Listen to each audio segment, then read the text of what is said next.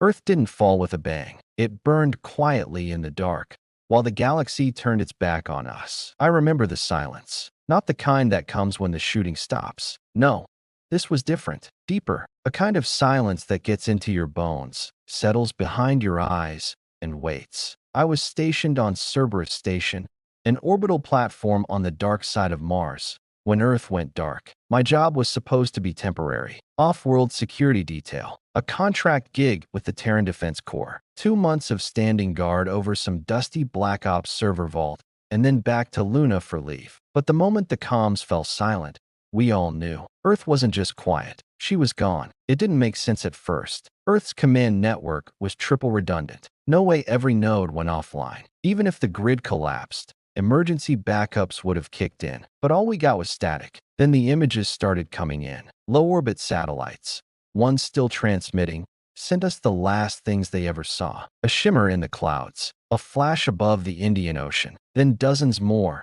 streaks of plasma and energy falling like meteors. Orbital bombardment, coordinated, surgical, every major city, every military complex, even the biodomes in the Arctic and Antarctic belts. They left nothing behind but glowing scars and dust. And the worst part? It wasn't the Zarn or the Vavzak or some new alien threat from beyond the Oort cloud. No, it was the Accord, our allies, the same smug bastards who welcomed us into the Galactic Fold a generation ago.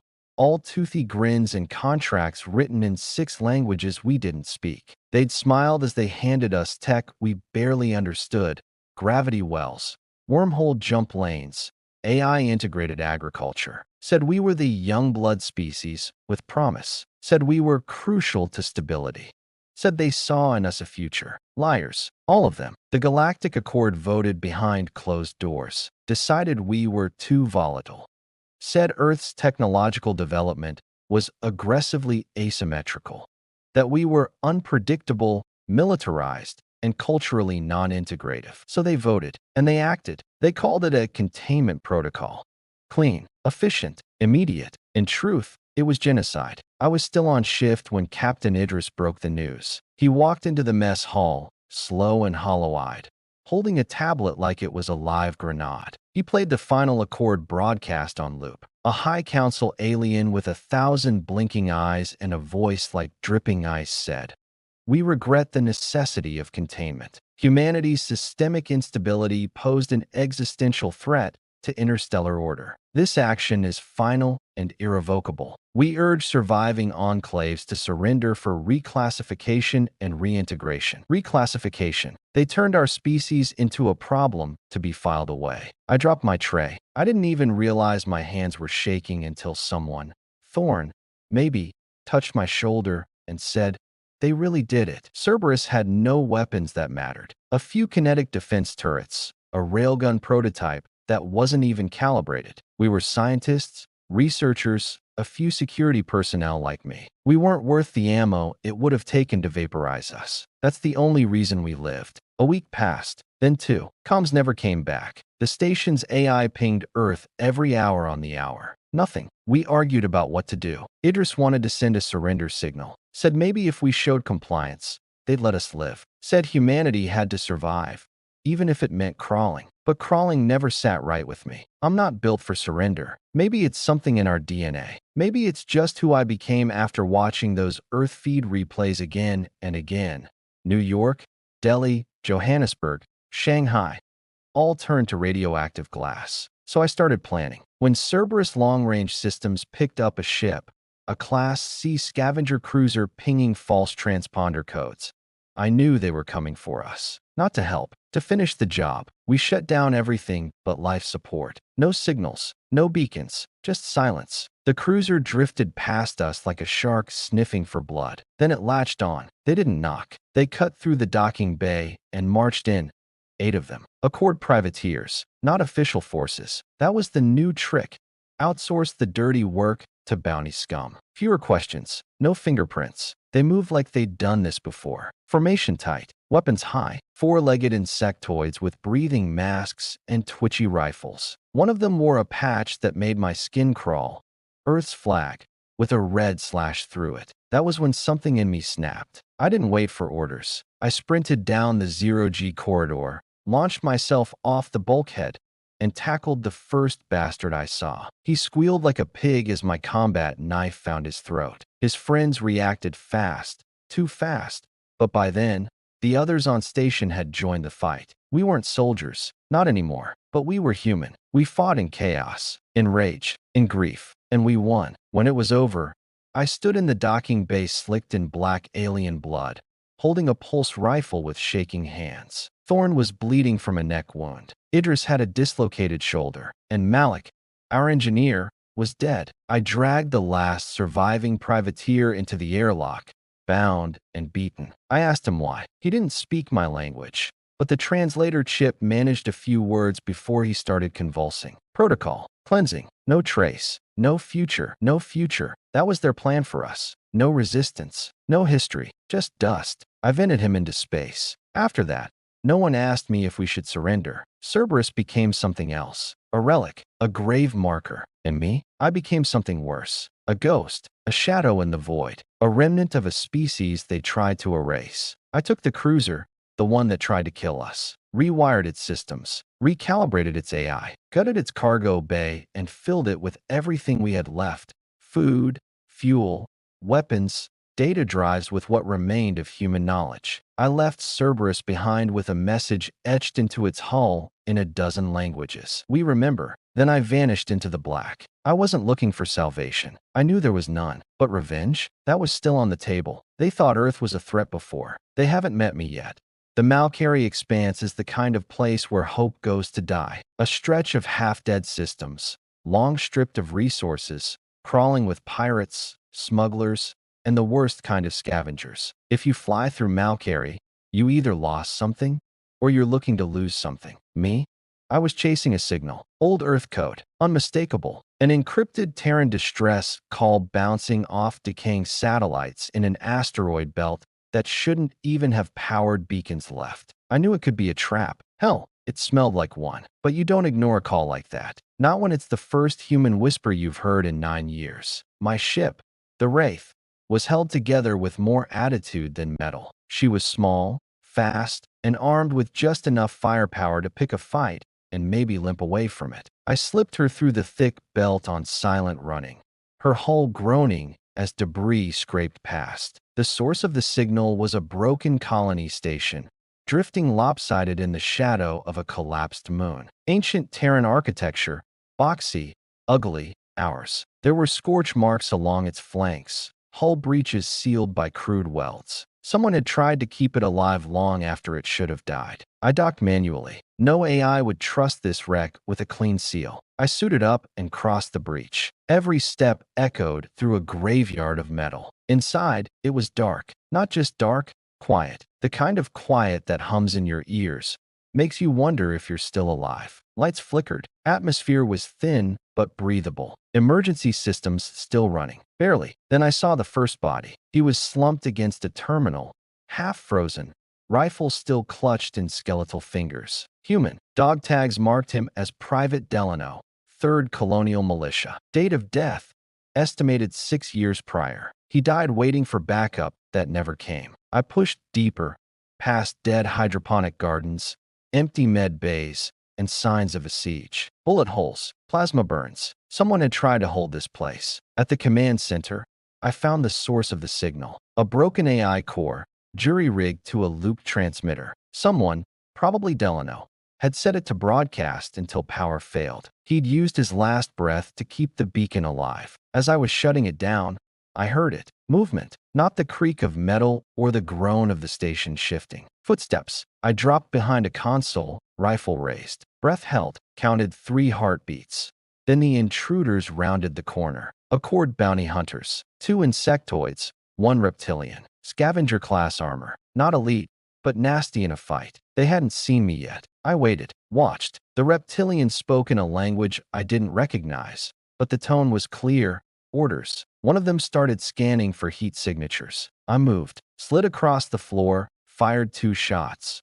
Pop, pop, clean through the bug on the left. The other screamed. The reptilian turned, too slow. I hit the emergency depressurization switch. A panel behind them blew open with a shriek, and vacuum tore them backward into space. Silence returned. I sealed the breach, caught my breath. Then I searched the bodies, found datapads, bounty marks. They weren't here for salvage. They were hunting a name. Mine. Someone knew I was alive. Worse, someone was paying to make sure I wasn't for much longer. I downloaded the last logs from the station. Delano's entries painted a grim picture. After Earth fell, survivors had tried to set up shop here. Maybe 30 people, civilians, a few militia, a doctor. They lasted a year before the raiders came. No one made it. The final entry was Delano's voice. Shaky, tired. If anyone gets this, we didn't die screaming. We died human. We remembered who we were. Tell them that, please. I sat in that dark room for a long time, not crying,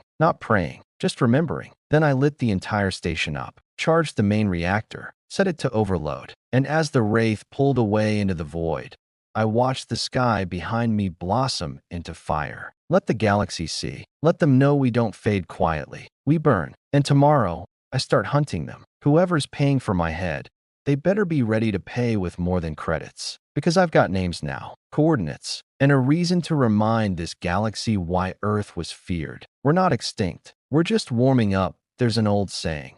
If you want peace, prepare for war. But if they already declared war on your species and glassed your homeworld, there's no peace left to prepare for. Only vengeance. After I torched the derelict station, I sifted through the data I pulled from the bounty hunters. The datapads gave me something I hadn't had in years. A target, a location, the coordinates of an old Terran warship, buried in the debris field of Proteus Prime, a system the Accord had stripped and abandoned after the Purge. The Wraith's NAV systems choked on the course. It wasn't designed for jumps that long or that dangerous. Proteus was off-lane, way past even fringe supply routes. But she flew, rattled, screamed, bucked at every curve of space-time.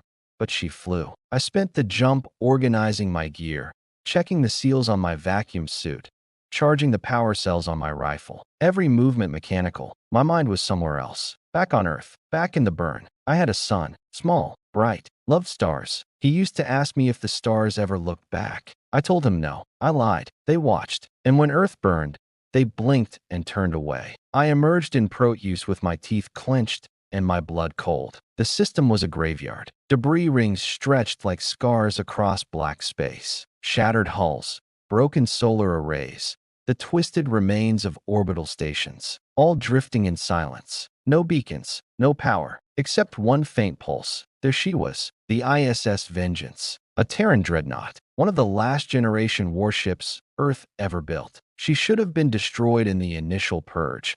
According to Accord records, she was. But the signal pulsed weakly from her bow. Something inside still lived. I approached in the Wraith, matching drift speed, rotating until my airlock aligned with a side hatch. Hull integrity was at 23%. She'd taken hits, big ones, but somehow she held. The lock groaned open. I stepped into the dark. Gravity was out. Life support barely ticking. Emergency lighting bathed the corridors in blood red. The Vengeance was silent, but not dead. Not yet. I moved room to room, cleared each one like it might bite me, found skeletal remains strapped into seats, burned out consoles, and holes punched through bulkheads by kinetic slugs the size of my arm. No signs of recent life. No hostiles. Just ghosts. And then I heard her. A voice crackling through my helmet comms. Designate. Terran asset.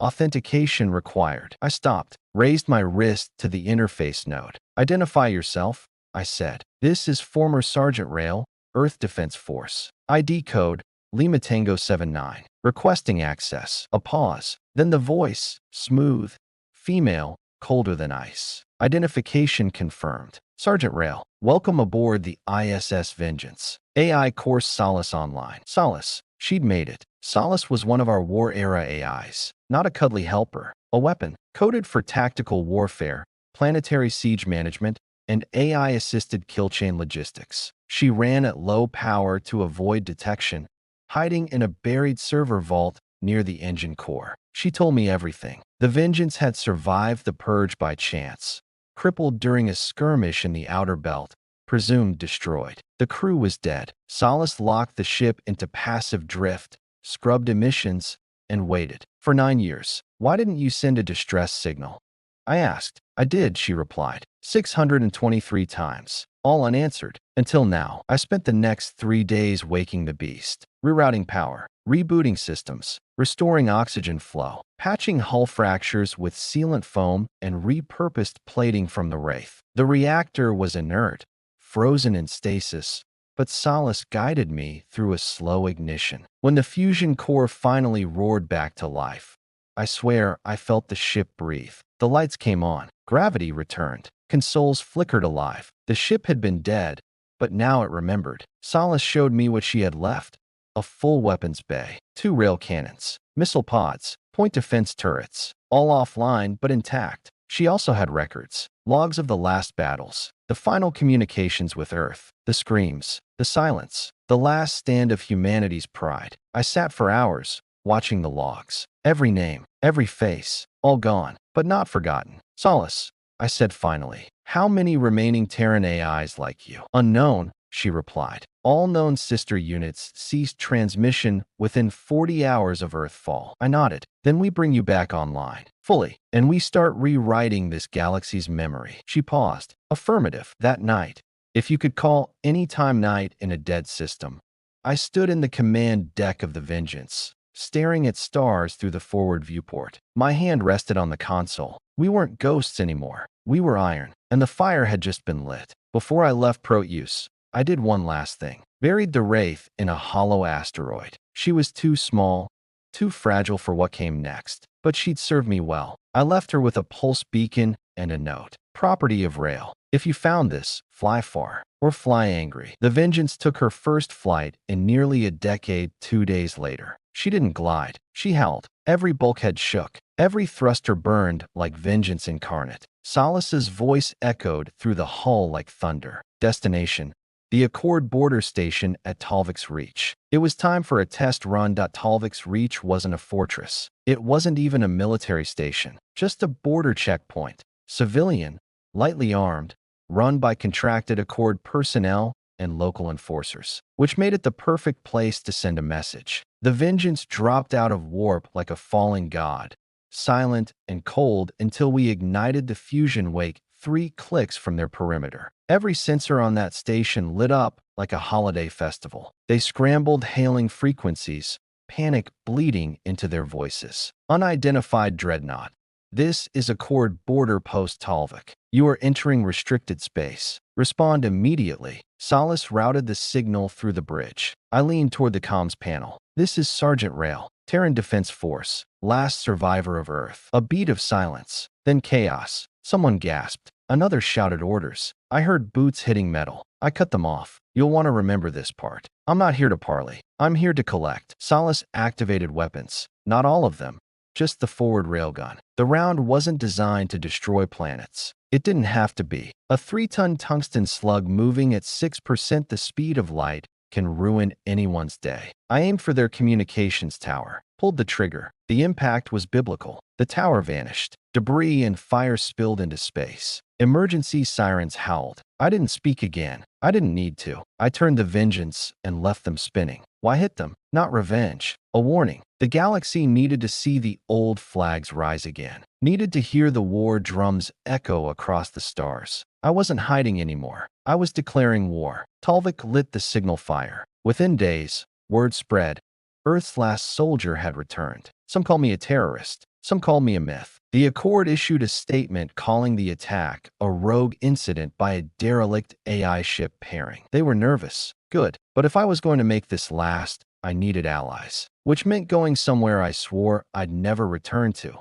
Karsus Drift. Karsus was a junk world. An asteroid city built on top of a graveyard of ships. Decades of wreckage fused into a semi-functional hive run by warlords, slavers, and salvagers. You don't go to Karsus for fun. You go there to disappear, or to find the kind of scum who make death a business. I went for both. I docked the Vengeance outside sensor range, took a small dropship down into the heart of the drift with a silenced carbine and a bad attitude. The streets were narrow, choked with smoke and neon grime. Alien tongues yelled over the noise. Eyes followed me from shaded corners. They could smell it, something dangerous under the skin. They just didn't know how dangerous. Yet, I found her in a gambling den called the Scalded Fawn. Smoke, blood, and broken dreams in the air. Ceradax, ex-Marine, human, thought dead after the fall, now running guns and muscle for the Bone Syndicate. She didn't look surprised to see me, just annoyed. "Took you long enough," she said. "We didn't hug. We didn't cry. We drank rotgut and traded scars." She'd survived the purge by hiding in the underbelly of the drift, carving out a niche the only way we knew how: violence and fear. "You really came back in a dreadnought?" she asked. "Vengeance," I said. She grinned. Fitting. Dax still had loyalty, and a few good people. Not many, but enough to start a fire. I offered them a place. Not under me, with me. On the Vengeance. A new crew. A new cause. Some laughed. Some spat. One pulled a blade. He didn't walk out. The rest fell in line. 2 days later, we lifted off. The Vengeance roared back into the black, and we weren't ghosts anymore. We were human, loud, armed, angry. Dax brought more than guns. She brought intel, names, locations, Accord outposts vulnerable to sabotage, convoys with prototype weapons, black sites where Earth tech had been reverse engineered, targets, and we hit them like thunder from the deep. Over the next month, we ran 7 raids across 3 sectors. We hit a munitions freighter so hard it ruptured and cooked its escort. We freed Terran prisoners from a mining gulag on Caltrex 5. We dropped leaflets made of recycled Accord armor plating etched with one phrase: "We remember." Every strike was precision, every retreat surgical. They couldn't catch us, couldn't trace us, but they knew our name. Vengeance. We weren't building a rebellion. We were building a reckoning, one fire at a time. Then came the message, an encrypted pulse. No origin, no ID, just 3 words. "They are listening." Solace ran every decryption protocol we had. The source was impossible to trace, but I knew what it meant. There was someone else out there, someone still human, and they weren't just watching. They were waiting.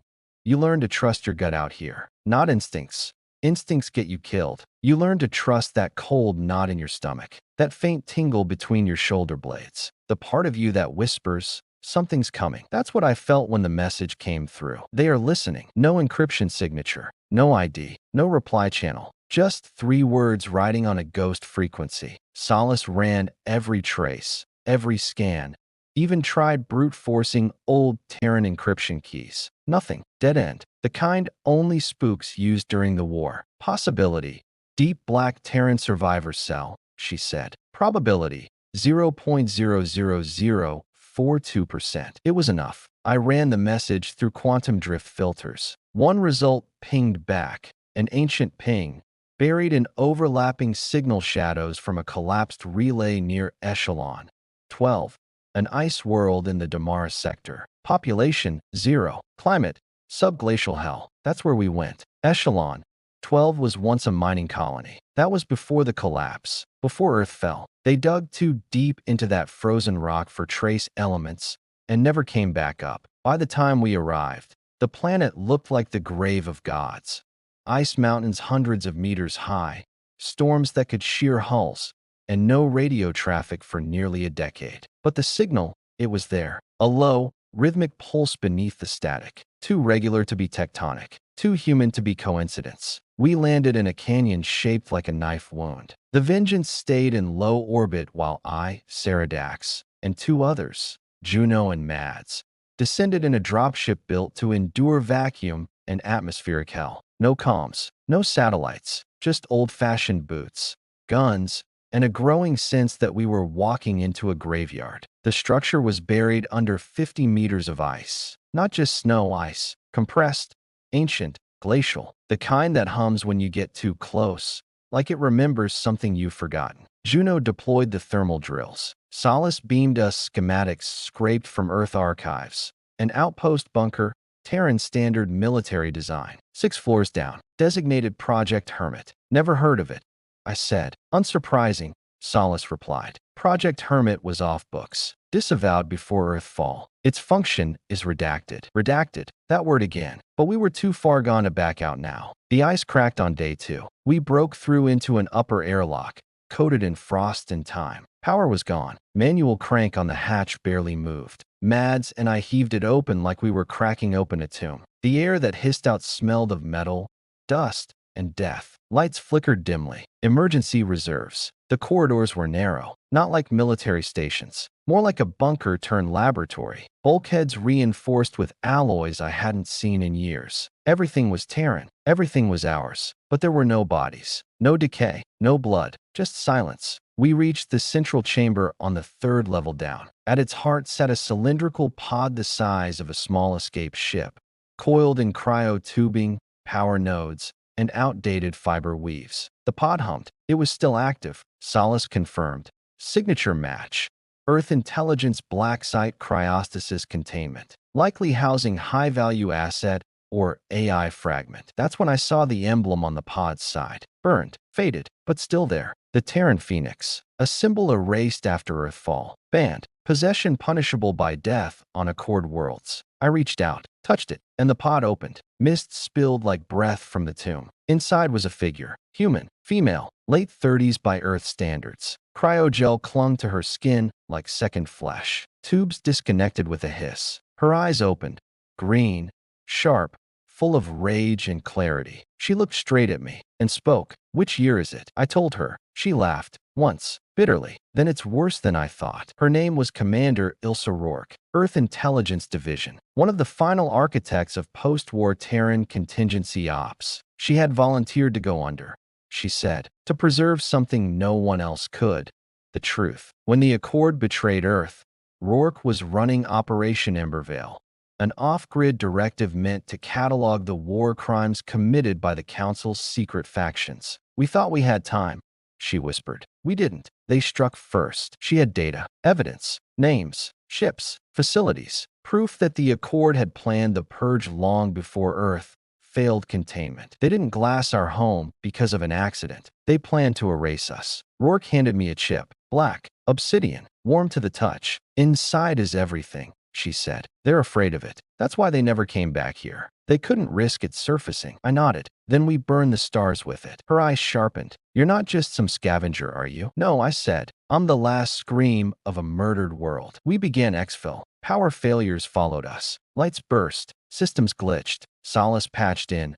Orbital scans indicate movement. Unidentified craft entering low atmosphere. Stealth class. Of course, the Accord knew we were here. We were never alone. The enemy ship struck as we reached the surface. A sleek, black predator. Stealth burn. No emissions. 3 dropships. 7 Accord hunters. Elite. They wanted the data, and they didn't care who burned for it. The fight was brutal. Mads went down first. Sniper round to the visor. No time to scream. Dax threw 2 flashbangs and charged with her rail scatter. Took 2 of them down before getting hit in the leg. I dragged Rourke to the dropship while Juno laid suppressing fire. She was shouting something.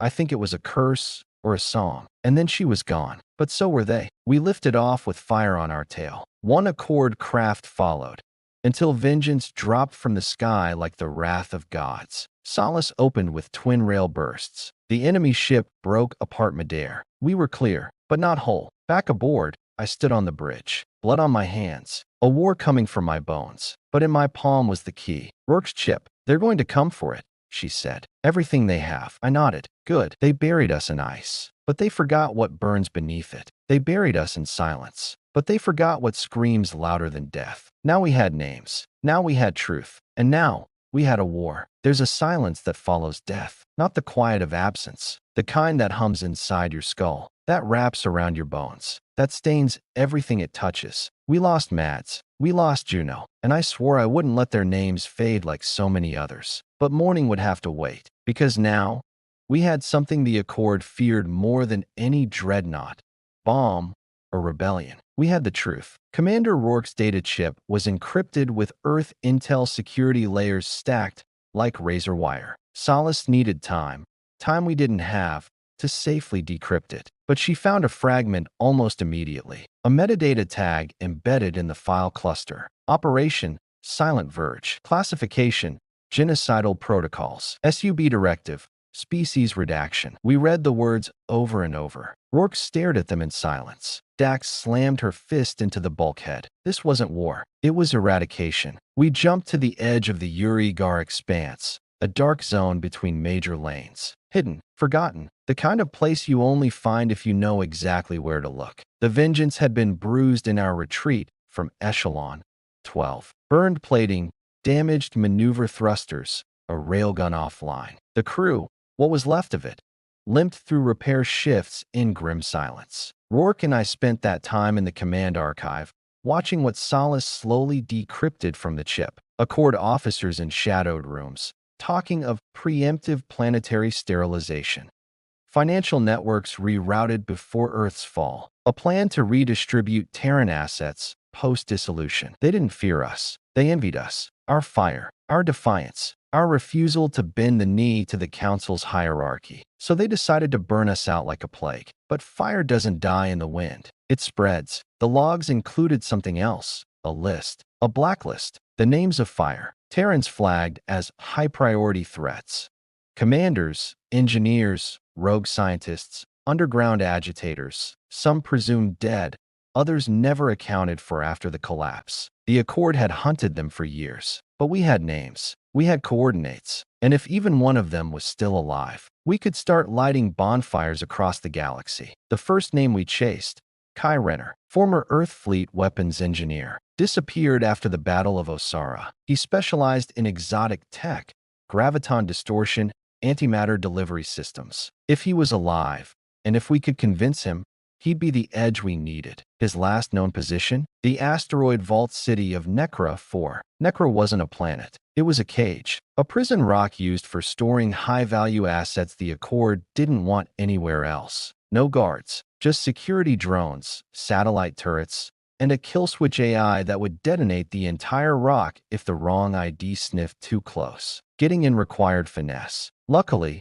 Sarah Dax never believed in finesse. She flew the dropship low under thermal cover, while I rode point on the cannon and Rourke sat in back, feeding codes into Solace. We slipped through the outer web, barely, and landed in a crater near an old or tunnel. No resistance, no warning. That should have worried me more than it did. Inside Necra, it felt like descending into Earth's broken crust. Dark, metallic, rotting with decay, flickering lights, scratched walls lined with old graffiti, the kind that read like confessions and screams. We found him on the third sublevel, not in a lab, not in a cell, in a chapel, alone, wearing rusted armor, surrounded by candles made from synthetic fuel cores. Kai Renner didn't look like a genius. He looked like a ghost wearing skin. "You're late," he said. I raised my rifle. "How long you been expecting us?" He smiled, thin and bitter, "Since the sky burned. Come to finish me off." "No," I said. "Come to give you a job." We told him everything. The ship, the crew, the chip, the list. He listened, didn't interrupt. When we finished, he stood, unlocked a rusted panel in the wall. Inside was a case, polished, black, marked with the phoenix. He opened it. Inside, schematics, designs, not for bombs, not for shields, for resurrection. "I've been waiting to use these," he said. "All I needed was someone crazy enough to try." I grinned. "Buddy, we've got crazy in spades." We got out before the Accord drones could detect the heat spike from our ship's re-entry, but not before we dropped a little gift. A data spike, one that unlocked every sealed prisoner record in Necra. The Accord's quiet vault of forgotten enemies, now open. Back aboard the Vengeance, Renner got to work. He didn't need much, just materials, raw mass, energy, time, and vengeance. He started rebuilding the railguns first, added adaptive field coils to bleed less energy, rewired the reactor to run hotter and cleaner. Then came the surprise. He turned to Rourke one day and said, "Let's build the Scream." She blinked. "The what?" He explained, "A subspace waveform generator. Old Terran tech. Cancelled by command because it caused disorientation in Accord neural implants. A sonic weapon not meant to kill. It reminds them of us," he said. "And fear. Fear hurts." We tested it over a dead moon. The sound wasn't even audible to us, just a deep tremor through the hull. But the sensors caught it. Accord relay satellites in system went offline for 17 minutes. 17. We were becoming more than rebels, more than relics. We were becoming a myth. And the Accord? They were bleeding intel analysts trying to figure out where the fire started. They still hadn't figured out. We'd already made a list of who was next, but we weren't just burning. We were gathering, and someone was calling to us. 2 nights later, Solace woke me. New signal. Subband echo. Human. The coordinates led to a nebula cluster at the edge of known space. The message was short. "We remember the ash. We are not alone. Attached. an old Terran emblem, a unit insignia from a Black Ops fleet that never officially existed. Rourke recognized it. Ember Squadron, she whispered. I thought they all died, Dax said. Apparently not, I said. Then we go, Renner added. We looked at each other. No debate, no fear, just fire and purpose. We had the truth. We had the vengeance. We had the names of fire. Now we were going to start a war that would never be forgotten. Some signals are loud, blaring across the void, begging for attention. This one whispered, a thread of static beneath layers of nebular distortion. A signature warp distortion only Terran NAV software used. A burst every 43 seconds. Solace pulled it apart layer by layer, like unwrapping a memory. When she was done, the message read, Echo 7, still burning. Sector Tau, Khalees, 9, bring fire. Sarah Dax leaned over the console. That's a death trap. Rourke said nothing, but her fists clenched. Kai Renner just grinned. Death traps are where the fun lies. Tau, Khalees, 9 wasn't even on most charts anymore. A dead sector, poured out by ancient wars, neutron bursts, and economic disinterest. No known trade routes, no colonies, just a slowly collapsing nebula, radioactive debris fields, and the ruins of obsolete star lanes. Perfect place to hide or die. We went anyway. The vengeance threaded the edge of the dust clouds like a ghost. Solace kept power emissions tight. Renner rerouted thermal dumps through hull, seems to keep our signature cold. The crew, what little remained of us, stayed strapped in and silent. Then the signal spiked. Not a ping, a scream, not of pain, of warning. 3 Accord cruisers dropped from warp almost on top of us. Black-hulled, clean, new, not patrol craft. These were hunters. Their formation was textbook. Flanking arcs with overlapping field coverage, particle shields spooling like woven light. They didn't hail us. They just started locking weapons. Solace reacted before I did, initiating evasive maneuvers. The vengeance spiraled hard, breaking under the lead cruiser's nose. Renner brought the port railgun online. Dax launched countermeasures. Rourke flooded the comms band with encrypted decoys. The first 2 torpedoes missed. The third didn't. A kinetic blast rocked our aft hull. Shields flared, venting heat and static across the deck. I bit back a curse, strapped into the command chair, issuing orders on instinct. Return fire. Target comms and sensors. Don't go for kills.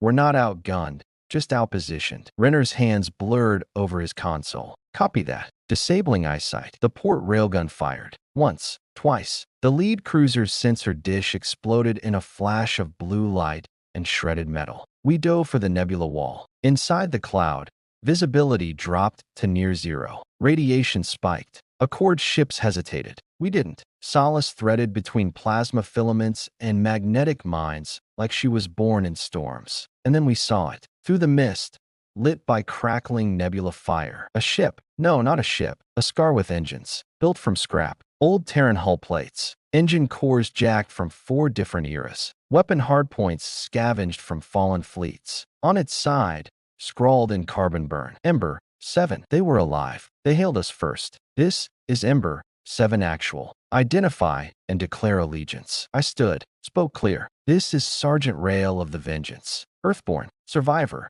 firebringer. A pause, then a voice. Low, old, but burning like coal. About damn time. We docked under blind cover. Their airlock hissed open. Inside waited 6 people, for we're scarred, armed, eyes like wolves. One was in a wheelchair, paralyzed from the waist down. Ex-Terran command armor still wrapped around her like she never left the battlefield. I'm Major Elin Voss, she said. Welcome to the ashes. They were all that remained of Ember Squadron, an elite unit formed in the last days of the Earth Defense Alliance, tasked with sabotage, denial ops, and information warfare. They were behind lines when the purge hit. They never made it back. We went dark, Voss said. We watched the stars blink out. Then we started listening, waiting for something, someone, to scream back. She looked at me. And now here you are. We compared notes, shared logs, stories, names. They had fragments we didn't. Ship registries, defector lists, logs from the days before Earth fell. Ones that showed the Council planning the redaction of Terran history even before first contact. They didn't want to defeat us. They wanted to erase us. We brought Rourke's chip forward. Voss stared at it like it was holy. I thought this was lost. She connected her own AI, a whisper of a system named Ashline, into solace. The two began exchanging data faster than any of us could comprehend. Rourke leaned in. Can we rebuild? Voss nodded. Not rebuild. She rolled forward. We can ignite. That night, or whatever passed for night in the embered dark, we sat in the mess, raising glasses made from reformed polymer. We were a crew now, not a rebellion, not soldiers. We were kindling the first sparks of a new war. Solace interrupted us just before dawn. Accord cruisers returning. 5 signatures. Blockade pattern forming. Warp inhibitors detected. They weren't here to capture anymore. They were here to wipe us out. We scrambled. Dax and I rushed to the Vengeance. Voss and her team returned to Ember 7, patching engines with gum and fury. Solace began calculating an escape vector. They'll catch us before full jump charge. Estimated casualties, high. I looked at the crew. At Rourke, gripping the chip like a lifeline. At Renner, whispering to his engine like it was a living thing. At Dax, tightening her armor with bloodied knuckles. At Voss, still calm in her chair, a pistol in her lap and a smirk on her face. Then we fight, I said, and we burn bright enough for the galaxy to remember. They thought they'd buried us. They thought the fire had died. But here we were, 2 ships, 1 crew, 1 cry. We remember. The stars lit up with rail fire, and the war began anew. If you've ever wondered what it feels like to be chased across the stars, hunted by the very people who once claimed to protect you, I can tell you this. It's not fear that gets to you. It's the waiting, the calm before a storm that could wipe you out in a heartbeat. We had no choice but to wait, to lay low, to make ourselves disappear long enough to turn the tables. That was the plan. It never lasts. We jumped into the Aegir system 3 days after the Accord sent their blockade after us. The Vengeance had barely evaded their pursuit. We were running on fumes, short on supplies, and just under the radar enough to slip past their patrols. Aegir Prime wasn't a paradise. It wasn't even a refuge. It was a death world. At least, that's what the Accord considered it. A rogue gas giant, with extreme radiation levels and an atmosphere thick enough to fry any unshielded ship that got too close. It was the perfect place to hide if you didn't mind the constant threat of being cooked alive. But there was one thing that made Aegir Prime valuable to those who knew how to navigate it: the ice moons. Aegir's moons were rich with resources, primarily frozen metals and hydrocarbons. Once a bustling mining hub, they were now abandoned after a series of failed projects. The Accord had long ago written them off, but we knew better. We weren't mining for resources. We were mining for weapons. I ordered a full stop near one of the moons, designated Aegir 7. We needed to restock. We needed weapons. And above all, we needed time to regroup and plan our next move. The Vengeance sat in the shadow of the moon, its silhouette barely visible against the blackness of space. Its broken hull creaked with the weight of the last few days of evading the Accord. But in that silence, there was one thing I knew for sure. We were being hunted. Rourke and I led the team on the surface. Solace, Dax, and Renner stayed behind to monitor the ship and keep the engines running hot. If the Accord found us, the Vengeance would be ready to tear through the black again. The surface of Aegir 7 was a desolate stretch of frozen rock and jagged ice cliffs. The air was thin. The temperature was so low it felt like the cold itself wanted to reach into your bones and snap them in half. But beneath the ice, in a hidden vault, lay the weapons we needed. Weapons that could change the tide of this war. We reached the vault after several hours of trudging through waist-deep snow, the light from our suits casting pale, harsh shadows across the frozen landscape. The vault was buried deep inside a glacier, accessible only through a narrow, icy corridor. Solace's voice crackled through my comm. Multiple signatures detected. Accord ships on approach. I gritted my teeth. They were closing in faster than expected. Abort the mission. Get back to the ship. Now. But it was too late. A roar of plasma fire split the silence. They came from the sky.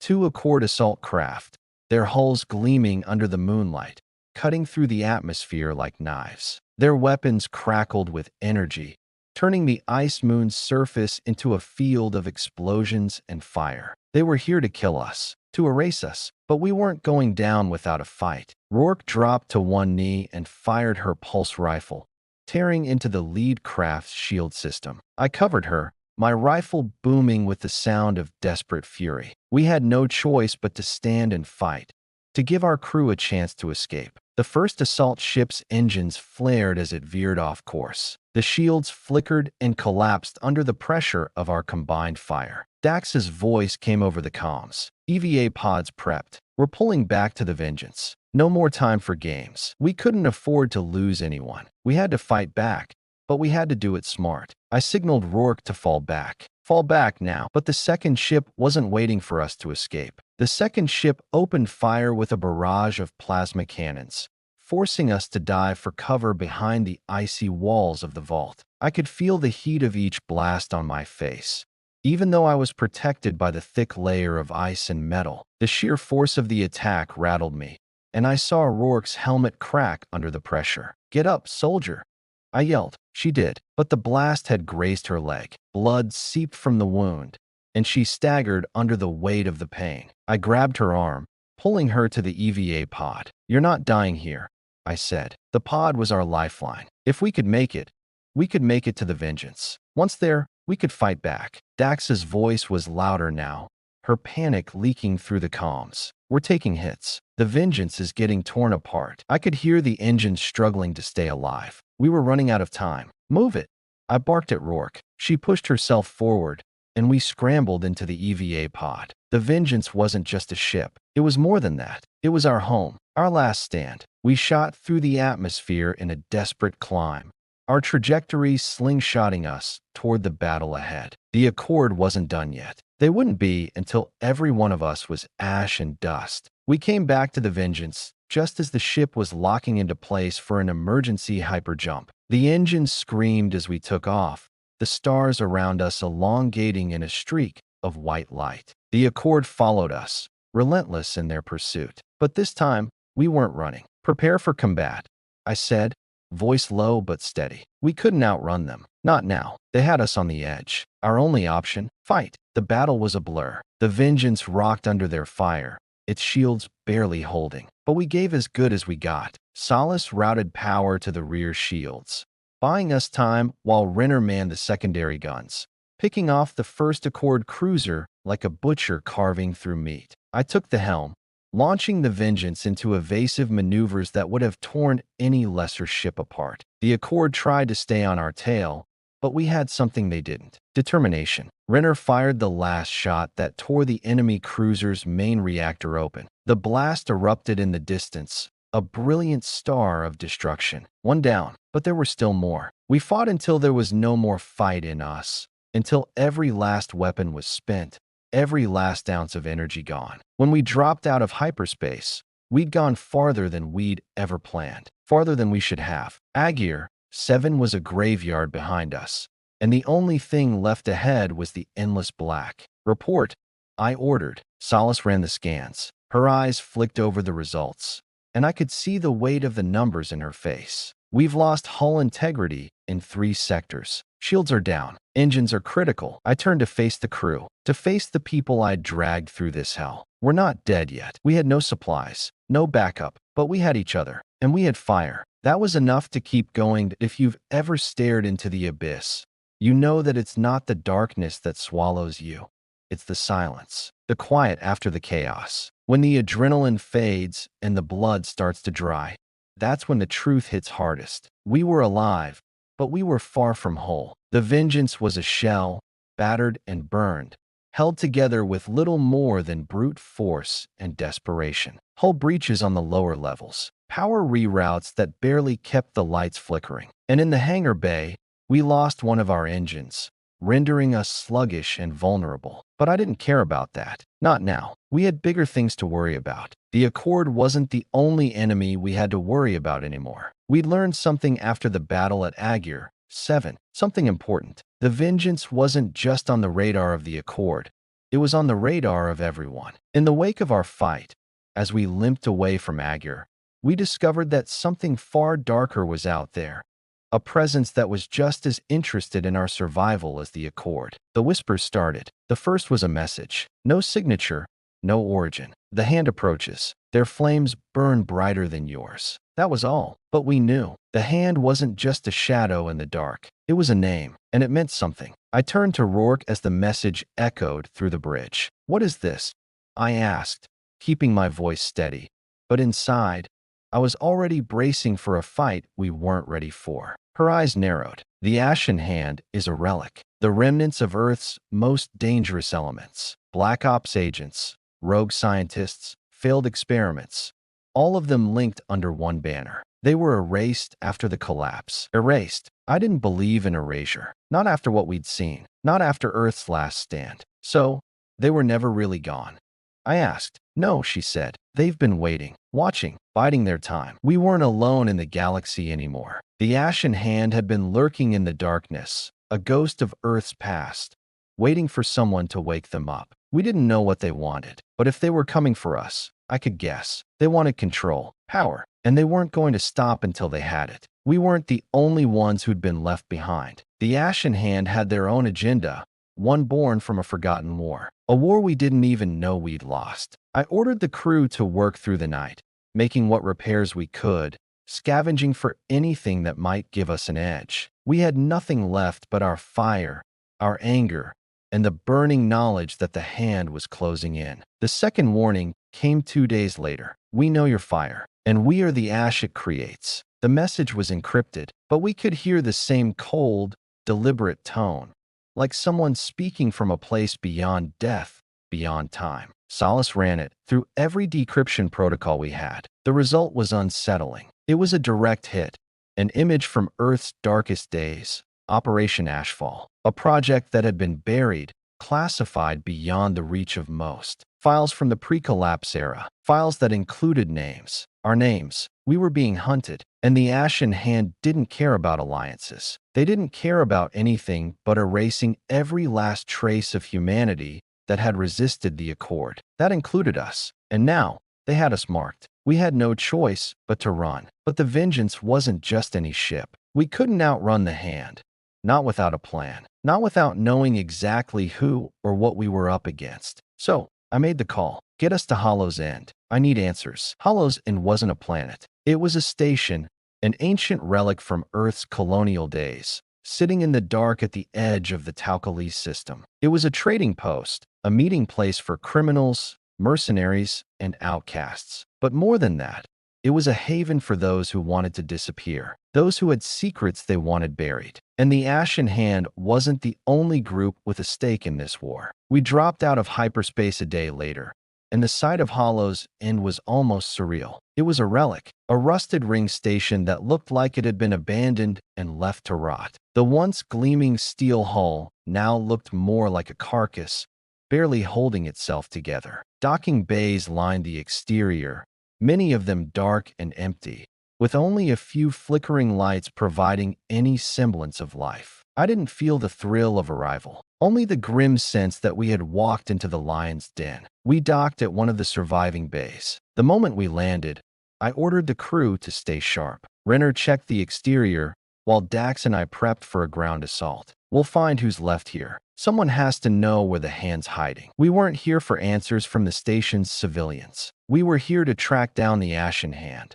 And to do that, we had to know where they were going next. Every target they'd hit, every lead that was left behind. As we moved deeper into the station, the air thick with the scent of old tech and decay, the feeling of being watched crawled over my skin. The narrow corridors led to dimly lit halls, and the faces of those who lingered were as hollow as the station itself. People with eyes that had seen too much. People who had made deals they couldn't escape. And then we found it. A door that should have been locked. A door that should have been sealed. But it wasn't. I motioned for the crew to follow me.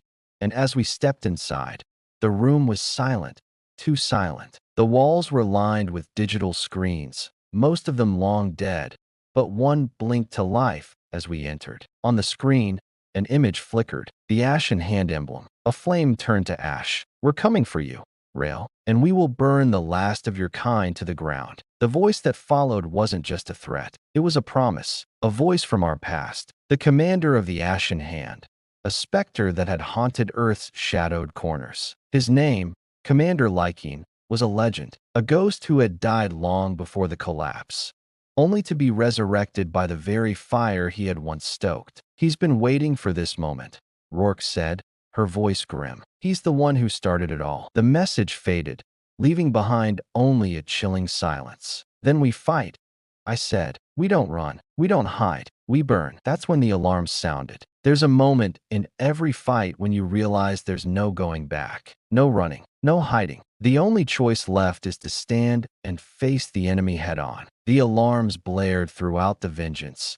their shrill tone cutting through the thick, tense silence. "The hand is here," Solace said, her voice a low growl over the comms. "And they've brought everything." I didn't need her to tell me. I could hear the unmistakable hum of their engines, the ominous thrum of their assault crafts powering up in the docking bays. The Ashen Hand wasn't here for subtlety. They were here to finish us. I turned to my crew. They were all with me. I could see the fire in their eyes. Dax was already securing her armor. Renner was at the main gun, checking power and calibrations with an almost calm precision. Rourke stood by the tactical board, her gaze locked on the maps, calculating the odds of escape. But deep down, we all knew the truth. Escape wasn't an option. We had nowhere to run, nowhere to hide. Hollow's End had been a trap, and now the Ashen Hand had us cornered. The question wasn't how to survive anymore.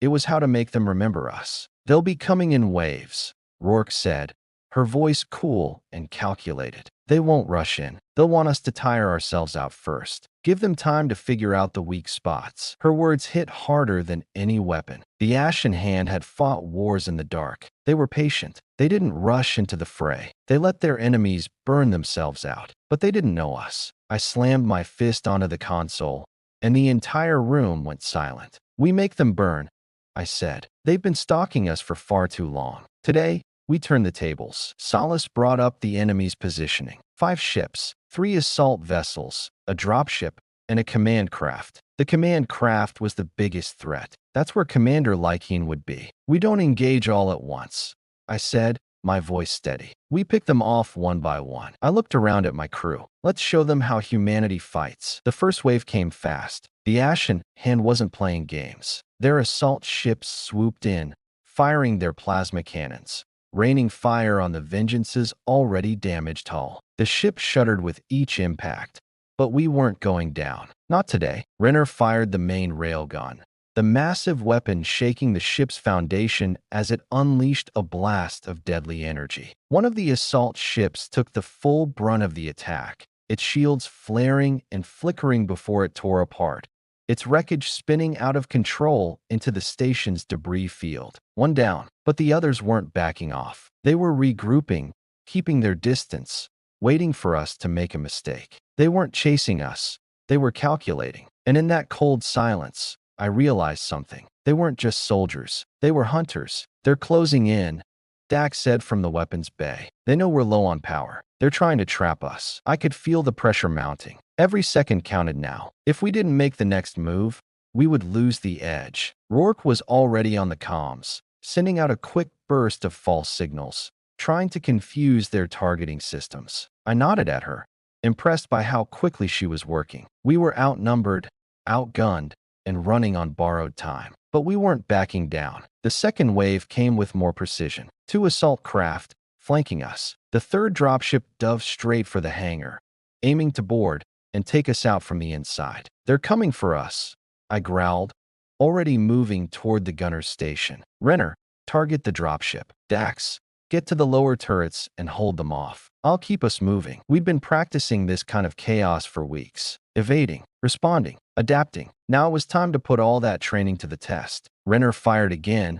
his aim dead on. The dropship exploded midair, its hull cracked open like an egg. But the other ships weren't backing off. If anything, they were getting more coordinated. "They're reading us," Solace said. "They've adapted. Our evasive maneuvers are no longer working." The Vengeance was shaking, and I could feel the ship's integrity deteriorating. Shields were down, and the reactor was starting to sputter. The alarm screamed, but we weren't going to stop. "We don't die here," I shouted over the comms. There was fire in my chest, a fire that would never die. Renner turned to me, his eyes sharp. He knew what I was thinking. "Give me the coordinates," he said. I quickly tapped the console, marking the enemy command ship as our next target. It was too far for a direct hit from our remaining weapons, but there was something else I could use. Initiating emergency overload.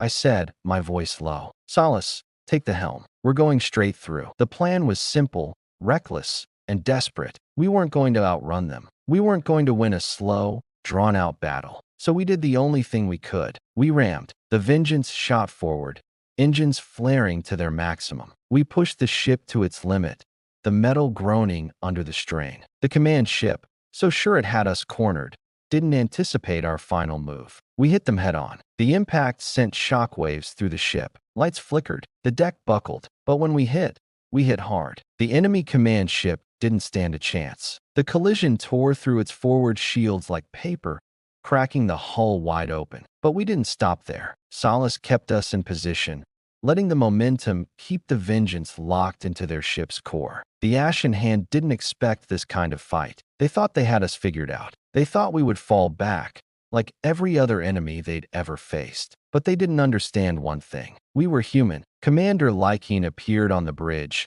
his face twisted in anger.